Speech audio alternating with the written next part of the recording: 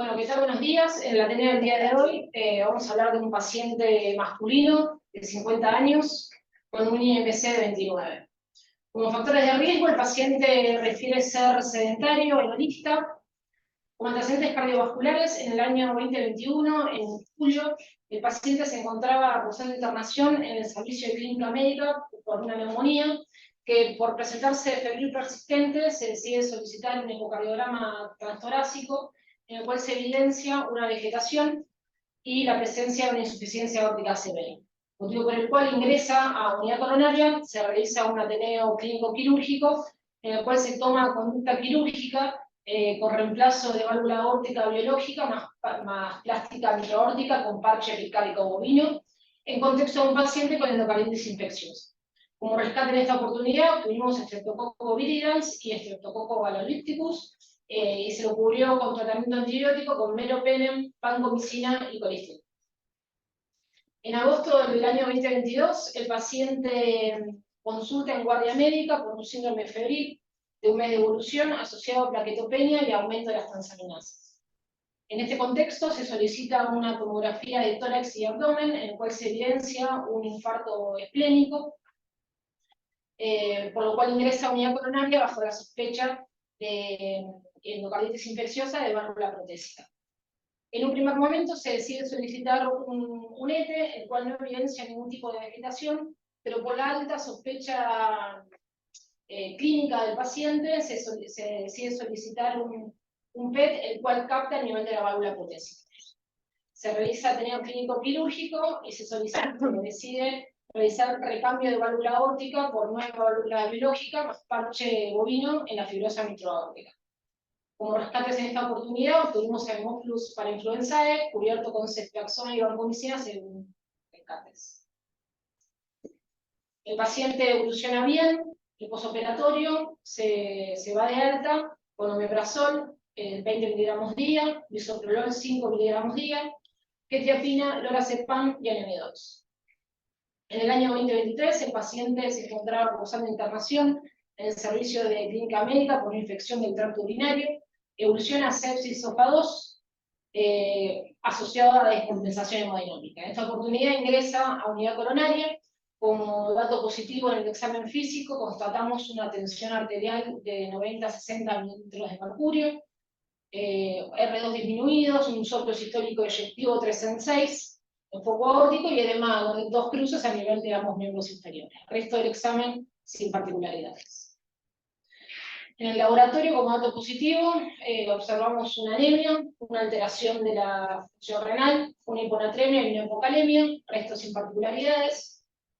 En el electrocardiograma vemos un ritmo sinusal, una frecuencia de 75, segmento de CT normonivelado, buena progresión de Rs. En la radiografía frente, observamos que no hay infiltrados ni consolidados a nivel del parénquima pulmonar y senos costrogénicos libres, y se puede observar las suturas de la esternotomía. Se realiza un ecocardiograma transtorácico. En la imagen de la izquierda podemos observar un eje largo parasternal, donde se aprecia que hay buena función y buena contractilidad. Y en la imagen de la derecha, misma vista, donde se evidencia una insuficiencia mitral. En la imagen de la izquierda vemos un eje paraesternal corto, también con buena función a nivel de los músculos papilares, sin trastornos de la motilidad. Y en la imagen de la derecha, un apical 4 cámaras, donde se puede observar lo que es la insuficiencia aórtica.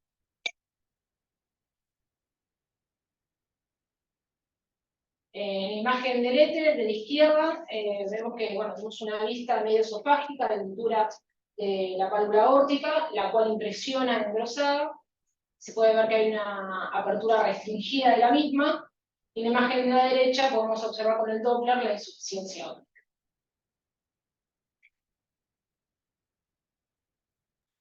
Hago una pregunta, ¿qué tal? Buenos días. Quizás para si hay algún alguien que haga ETE, se puede ver en la imagen anterior, si puedes volver China, por favor, quizás un leak, ¿no? En hora 1, con el color se ve quizás un poquito mejor, pero en la imagen de la izquierda se ve una imagen hipocogénica por encima de la válvula, no la 12 quizás diría yo ahora. No sé qué opinan, si está Juanma, Edu. Sí, pasa que, o sea, puede ser que haya algún leak, pero es difícil determinar la posición. Acordate que vos generalmente para determinar la hora del leak, la posición del leak, lo haces en este corto. Esto más que nada es como, esto es un 0 grado con anteroflexión para ver el tracto de salida de la válvula aórtica. Eh, o sea, no sé si diría que 1 era 1. Cuesta definir por el color la situación de la insuficiencia, si es periprotésica o transprotésica. Bárbaro, bárbaro. Gracias.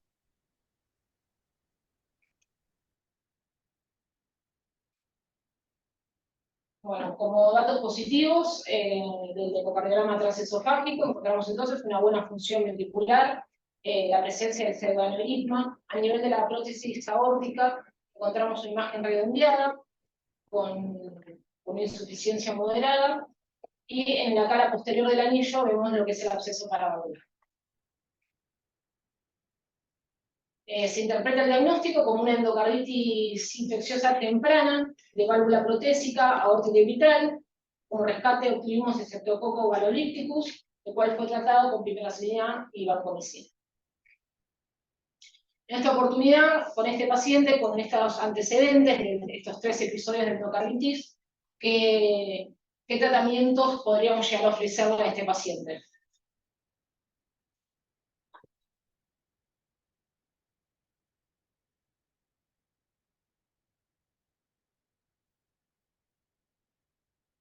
¿Alguien?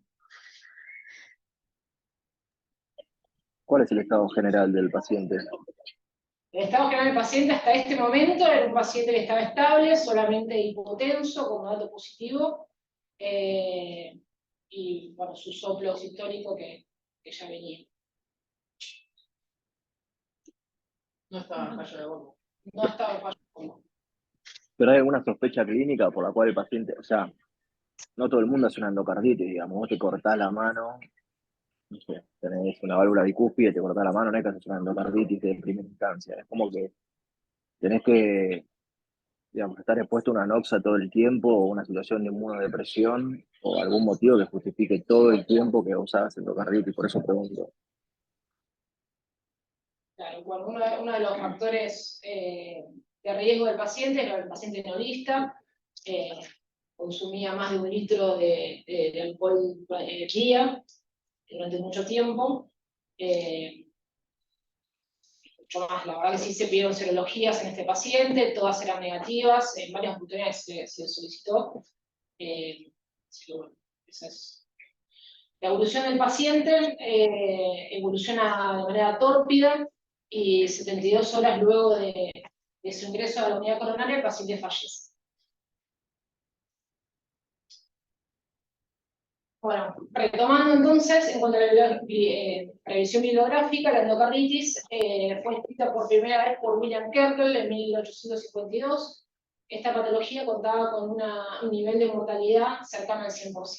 Con la incorporación de los antibióticos en 1940, la mortalidad disminuyó un 25%, y tras la implementación del reemplazo valvular en 1964, la mortalidad disminuyó a un 25%.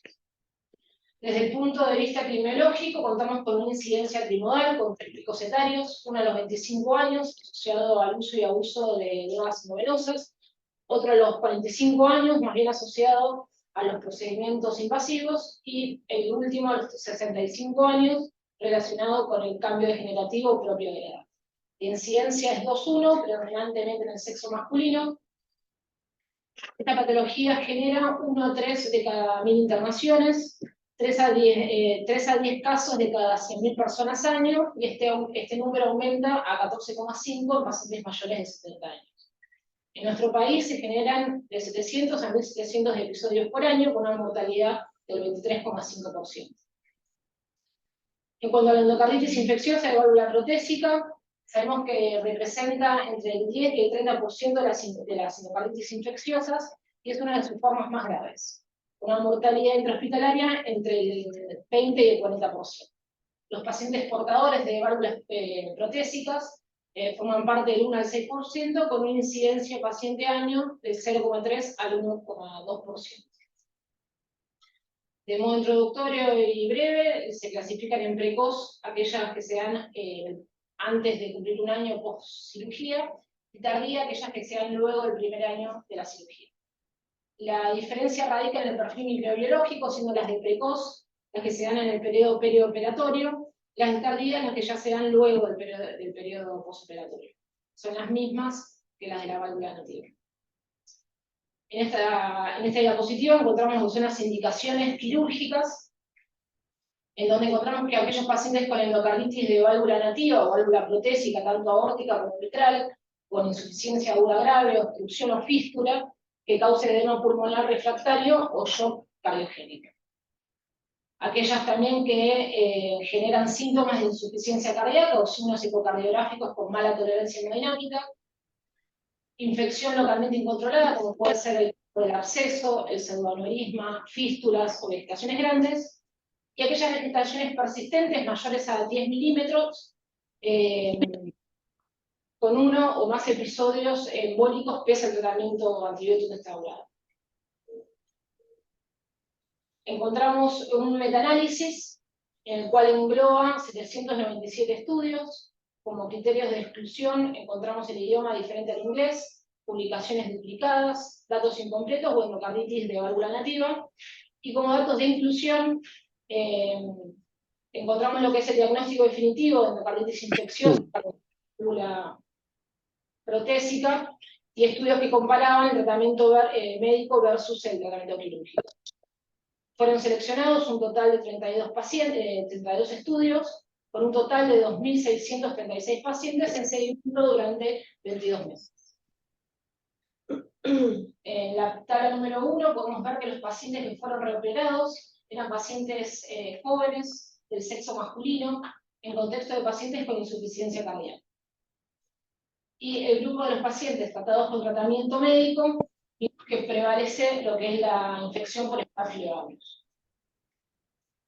En la tabla número 2 podemos observar que la localización más común es la posición aórtica, con mayor incidencia en vegetación y complicaciones paravalvulares. El tiempo de la operación fue de 16 días, y pudimos observar que la mortalidad a los 30 días fue más baja en este grupo. Cabe destacar que ambos grupos fueron tratados con tratamiento antibiótico. Como conclusiones, podemos decir que la lesión más frecuente fue la posición aórtica, que cada paciente debe ser sometido a un ateneo multidisciplinario para poder determinar lo que es la conducta individualizada, y que la reoperación se asoció a una mortalidad más baja a los 30 días y una mayor supervivencia en el seguimiento de este tipo de pacientes. Muchas gracias.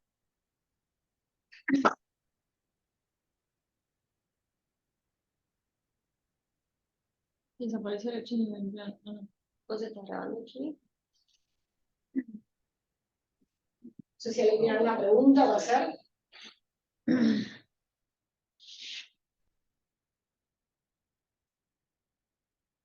Yo tengo una pregunta para los recuperadores. En esta, digamos, tercera incidencia de endocarditis infecciosa en este paciente, ¿cuál iba a ser el planeamiento más allá de su desenlace final, ¿no? Que tuvo la unidad coronaria? Si lo íbamos a ingresar nuevamente a quirófano por tercera vez o no. Sí.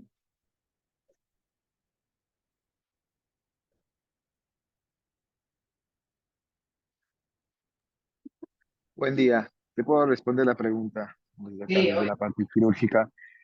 De todas maneras, estuvo bien la presentación. Este caso, para toda la residencia, es importante que quede documentado de que son casos especiales, es un caso individual, que como dijo, como dicen los estudios y como dijo la doctora Bertoya, se tienen que hablar de carácter multidisciplinario y la solución tiene que ser multidisciplinaria.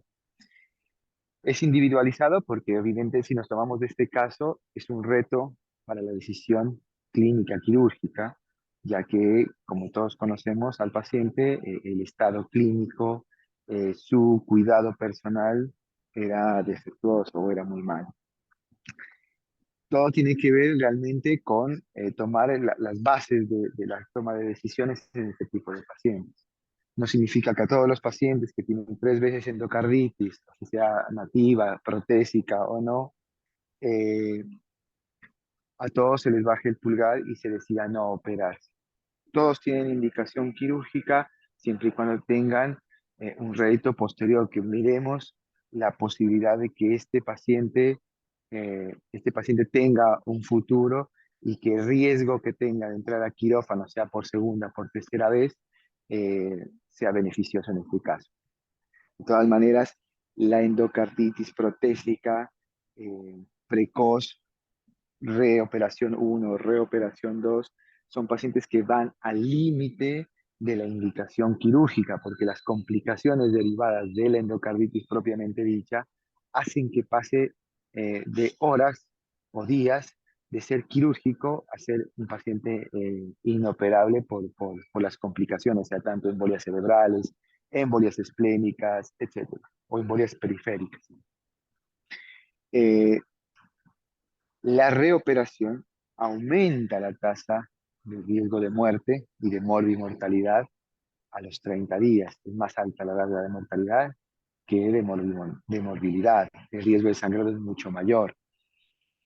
Hay que ver el tamaño y la gravedad del deterioro que tienen sus válvulas. En este caso, este paciente ya tenía una válvula aórtica reemplazada 2 veces y tenía una mitro aórtica reparada. Eso ya nos estaba diciendo que el esqueleto del corazón, del implante de las válvulas, tanto aórtica como mitral, ya estaba defectuoso y ya estaba débil.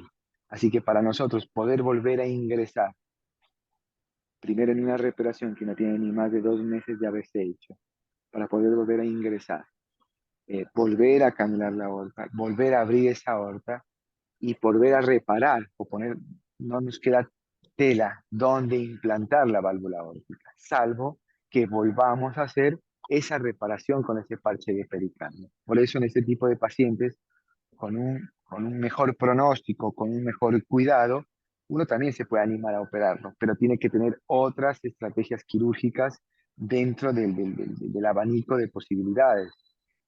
Podemos tener el homoinjerto, que el homoinjerto nos permite reemplazar la válvula, dejarle una válvula aórtica, evitar que el paciente no esté anticoagulado, y el mismo homoinjerto nos sirve para que nos ayude a reemplazar la microaórtica que ya este paciente la tiene defectuosa. Pero para tener un homoinjerto tenemos que tener un banco, un programa de trasplante, que eso ya está institucionalizado en la Argentina, digámoslo así. No es tan simple como tal colocar un injerto. De todas maneras, el esfuerzo vale la pena tenerlo, pero es individualizado en el tipo de pacientes. Por eso, la primera se le da la oportunidad, la segunda se le dio la oportunidad, pero ya una tercera oportunidad en un tipo que ya tiene alteración del esqueleto del corazón, es segunda reoperación y su cuidado y el límite entre la indicación y la inoperabilidad estaba ahí, por eso fue que se decidió no tener esa conducta quirúrgica activa, porque sabíamos que con la tercera cirugía íbamos a hacer nosotros lo que lo lleváramos al alto grado, a la mortalidad o a la muerte del paciente por la gravedad de su patología.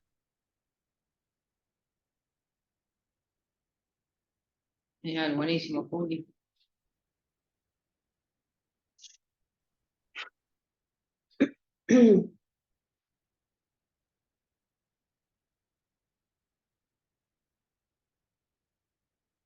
¿Alguno tiene alguna pregunta más?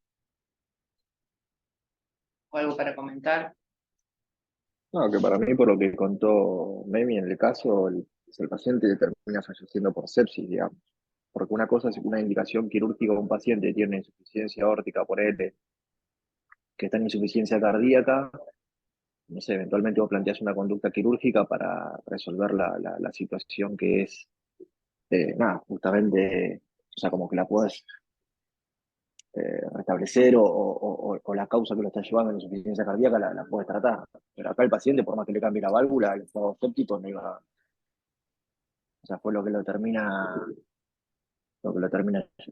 haciendo que fallezca el paciente, me parece. O sea, no sé si la conducta quirúrgica, por más que siga disparando émbolos sépticos, no sé si le iba a solucionar el cuadro clínico al paciente, digamos.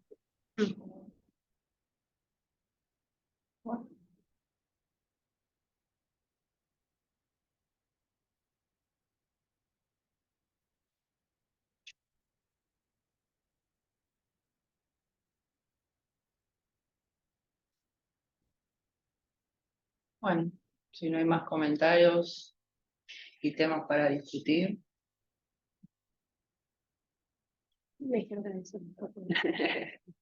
Sí. No, por finalizado el Ateneo de hoy. Bueno, Gracias por saludos Gracias, Mami. saludos a Adiós. todos.